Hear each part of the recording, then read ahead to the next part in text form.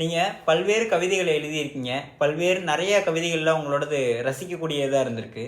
அந்த வகையில் நீங்கள் மக்களுக்கு சொல்கிற ஒரு தன்னம்பிக்கை கவிதை 2 வரிகளில் நீங்கள் ஒரு ஒரு சின்ன கவிதையை சொல்லுங்களே. இப்படிலாம் யார் வந்துட்டு சொன்னா? அந்த மாதிரிலாம் ஒன்றும் கிடையாது. நீங்கள் சொல்லுங்க ஏதாவது ஒரு கவிதை. கவிதை எனக்கு வராது, சும்மா மோட்டிவேஷனாக பேச தான் வரும். அதனால் அது பேசுங்க. அதற்கு பதிலாக தாங்களே பேசலை. இல்லை நீங்கள் பேசுங்க. இல்லை பேசுங்க, பரவாயில்ல.